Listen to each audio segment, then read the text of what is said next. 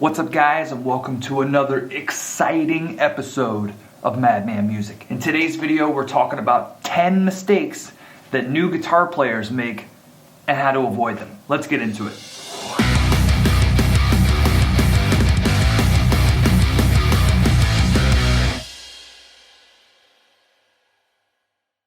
Alright guys, welcome back. Before we jump into this thing, please do me a favor. If you haven't already, hit that like button, hit the subscribe button, and join this community. I say this a lot, but we're always talking about cool stuff. I release a video weekly, and if you don't want to miss it, hit that notification bell so that you get notified for every single video I upload. Do it. Have you done it? Good. Okay, so the first thing we're going to talk about, my first observation, my first mistake that I see tons of newbie guitar players making is actually just in holding the guitar itself, right? So what will happen is they will sort of hold the guitar with their elbows in the stuff jammed into their ribs. And this is not good. You know, as you can see, it's not very good for ergonomics trying to play. So what happens is this pushes your guitar way out in front of you, and you just can't reach the strings properly. You know, there's no movement here if you've got the old Tyrannosaurus Rex arms. You won't be able to reach any of the strings or the fretboard. You know, you won't be able to reach the neck of the guitar to play any proper notes. And that's gonna really stunt your growth. The reason why this is probably the very first thing that I would ever say to focus on as a beginning guitar player is because that will literally limit everything else that you can do. When you don't put your elbows in the right position, whether it's T-Rex arms where your elbows are jammed into your side, or if your elbow is way out here. These two things, they don't help you learn guitar. What am I doing? Anyway, you don't want your elbows way out here, and you don't want your elbows way in there. You want them at about a nice 45-degree angle.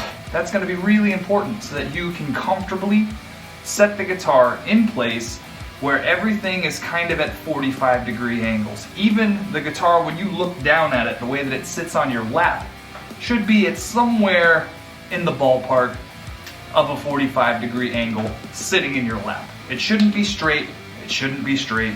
Think 45 degrees everywhere. And yeah, you should be able to comfortably learn how to play guitar in that position. Number 2, my second thing that I notice all the time whenever I'm teaching a new student or just hanging around at a music store or wherever I am that there's newbie guitar players hanging around, is how they hold their guitar pick. Now, there's a lot of different ways to hold the pick.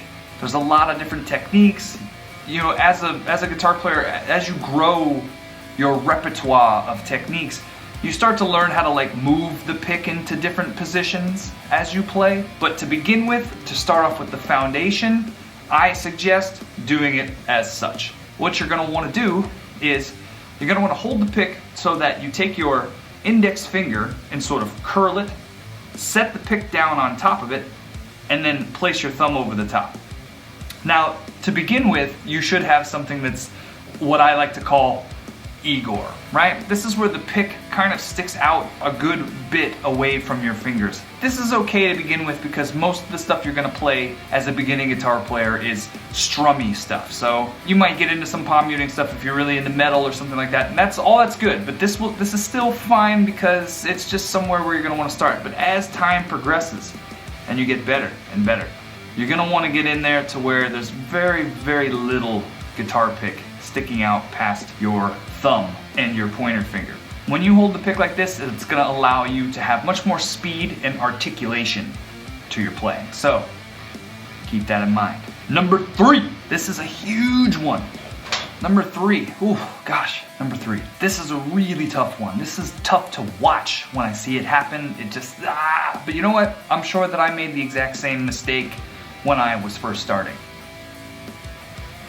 And that is when you actually fret the note on the fret itself. When you're playing the guitar, I know it seems like you should be touching the frets, but really, you definitely shouldn't. You should be playing in between the frets, because what that does is when you press down on the string, you press it down past the fret, and that's what gives you a nice clear sound when you play the note. Don't put your finger on the fret, put it in between the fret. Now, in some cases, it's okay to be close to the fret, right? So if you're getting in there playing some chords, there are times when you're gonna be literally right on the fret when you play. And that's okay, just so long as you're not literally on top of the fret. That's where you're gonna have a problem. So keep that in mind. If you wanna have nice clear notes, play in between. Stop pressing on top of the frets. It's weird, okay? It's weird and it's embarrassing. And you really need to just stop doing it. Please, for the love of God, stop. Number 4. This one is another really important one. I mean, I feel like they're all pretty important, but this one here is extremely important, especially for those that plan to go on to play faster styles of guitar music like metal. And that is going to be proper hand position for your picking hand. What you're going to want to do is you're going to want to make sure that when you place your picking hand down by the bridge, you don't want to be way up here and you don't want to be too far back. You want to place the very palm right here, the bottom section of your palm, just before your wrist. You want to take this little section of your palm and you want to place it right where the string starts to come over the saddle of the bridge. So right there, boom. And when you play, you're sort of picking in between the two pickups, closer to the neck pickup. That's where you're actually hitting the string, but you want your palm to rest somewhere in the vicinity of right where the strings are coming across. This way, you can palm mute, and then you can also lift up and play open notes. Number 5. This one has to do with vibrato. Now, what vibrato is, it's when you play a note and you give it a little bend. So, as you play,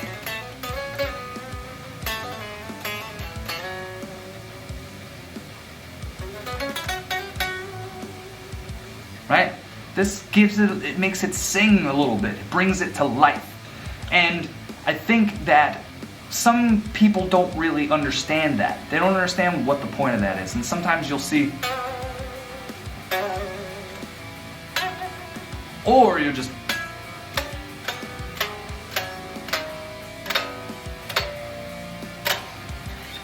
adding a little bit of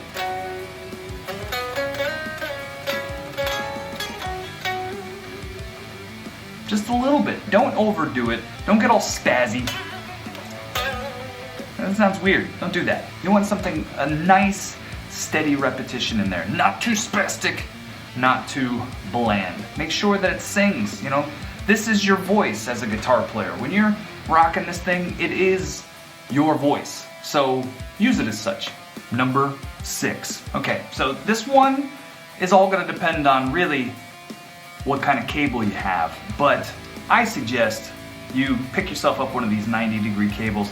If you have an input jack that's flush with the bottom of your guitar like that, so straight, not like a Fender that kind of actually plugs into the top of the guitar, but goes on the edge of the guitar, you need one of these. I know it seems like it makes sense that just put in the straight one and it's cool, but you need one of these, because my number 6 gripe, if you will, that new guitar players don't use is the old wrap the cable around the strap into the input jack maneuver.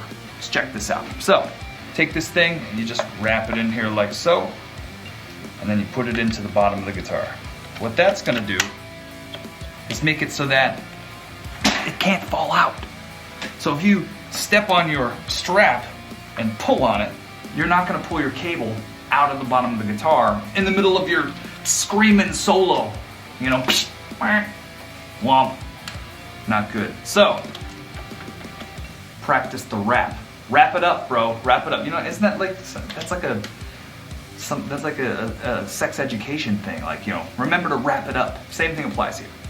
Wrap it up. Your guitar cable, I mean. Get your mind out of the gutter. Jesus. Number 7. Okay, so now this one is a really important one for those that are using stomp boxes. You have, like, say your tuner or a distortion pedal or a delay pedal or whatever. One of the biggest mistakes that's gonna end up costing you a lot of money in these guys right here is leaving your pedals plugged in. When you plug your pedal into the input, not the output, but the input, that pedal is now activated. Now, I don't have a battery in here because I actually left mine plugged in and now my battery is dead. But generally, when you plug into the input of whatever pedal you're using, that pedal is now activated. Now you're completing the circuit and the pedal will then turn on. And if you don't unplug this, you're just gonna kill that battery. So when you're finished playing your guitar and you put it up, unplug your pedals so that you don't kill your batteries. Or, little pro tip, buy yourself a pedal power supply. I'll link a few down below. There's a lot of really great options out there, some big, some small, all kinds of things. There's plenty of solutions to power your pedal situations. Check out the description. But yeah, unplug those pedals, man, or you're just wasting batteries, man. Stop wasting battery. Jeez, it's so bad for the environment. God. Now that leads me directly into tip number 8, and that is, not only do you have to worry about unplugging your pedals if you're using 9-volt batteries inside of your pedals, but if you're using a guitar with EMGs or with any sort of active pickup, you gotta do the same thing here. If your guitar takes a 9-volt battery in order for the pickups to work, you gotta unplug that thing. You have to. Again, once it's plugged in, the circuit is complete and now it's running on the battery. So if you leave it plugged in all the time, you're just gonna blow through batteries. Unplug it. Tip number 9. Now I've done a few different like EVH amp review videos. You can check those out as they run across the top of the screen. But one of the things that I try to stress the most in those videos is that when you're dialing the sound of your amp in, don't make extreme moves. Here's what you should do. You should keep everything at noon, so straight up, right? Go from there, everything except for the volume or the master volume, whichever case your amp has, because some have separate volumes for every channel, some have one volume for all the channels. So just be careful, keep your master volume at a reasonable level, but all the other things, including the gain, keep that at noon, right? Because this is the most neutral position across your EQ especially, and even the gain stage, that you're getting the most natural sound out of your amp. Start off at noon, don't put it to 10, don't drop it down to 0, start off at noon and make small little adjustments along the way. That's going to be really important because otherwise you're just blowing out your EQ and it's really not going to give your amp the most natural sound. If you like it, I guess you can do that, but I wouldn't recommend doing that at all. Tip number 10. This is a pretty important one too, but it's actually one that you probably won't think of very much. And that's to make sure that when you're plugging in your guitar, you're using a regular instrument cable and not a speaker cable. Okay, so what's the difference between these two? First of all, we're not going to break this thing open because these are my friend's cables and he would probably be pissed off with me if I broke all of his cables. But the thing of it is instrument cables are specifically made for the high impedance that your guitar pickups are projecting out of them into your amp. Whereas the speaker cable is specifically made for the low impedance that goes between your head and your speaker cabinet. The reason this is so important is that if you switch these things, you run a pretty considerable risk of messing up your amplifier. Instrument cables are also shielded on the inside, covering the inside coaxial wire that is transferring that information from your guitar to your amplifier. It's shielded in a way that actually keeps other noise and radio frequencies out of the cable. Now this only works for a certain length. The longer the cable, the more susceptible to these noises and RF frequencies the cable becomes. So it's suggested to probably keep this thing at about a maybe 5 to 6 meter maximum. If you're planning on being so far away from your amp, then just get a wireless system, they work better. On the flip side, inside of this speaker cable is just two identical wires. And the thing of it is they're much thicker and they don't expel any outside noise. So you don't really want to use these as your instrument cable because that high impedance coming out of your guitar going into your amplifier is very susceptible to outside noise. Whereas the low impedance going from your amplifier to your speaker cabinet is not as susceptible. So you don't really need the shielding. But the most important thing is never, ever, ever, ever use an instrument cable as a speaker cable. The thin wire that's inside of this cable is much too small to handle the load of power coming from your amp to your speaker cabinet. You are running the risk of destroying your amplifier's power transformer, which will cost you a lot of money to fix, if it can even be fixed, okay? Do not use an instrument cable as a speaker cable. You can use a speaker cable as an instrument cable, but you're probably gonna find yourself with a lot of noise and it's not really worth it. So, use the correct cables for the correct stuff. What's that? Sound the alarms. We've got a bonus tip. What? Tip number 11. This one is super freaking important if you don't want to basically destroy your guitars. Do me a favor, when you're setting your guitars down, don't just lean it up against stuff. Don't do that. Use a guitar stand, because when this thing falls over and you break the neck off, you're gonna be real pissed off. You're gonna be really upset about that. So, it takes 2 seconds.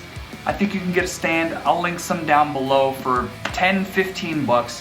Use a guitar stand. Do not lean your guitar against anything, because if it falls, especially if it falls backwards and falls like this, you're gonna break the joint here and it's just not gonna be pretty. So, use a guitar stand. Alright, so that's my list of some beginner mistakes that I commonly see. Hopefully you'll take something away from that, maybe change some of the bad habits you might already be experiencing, or if you're a parent and you are planning on getting your child into playing music, playing guitar, these are some really important things to kind of be aware of so that they don't mess up their stuff and they're actually able to learn the instrument correctly.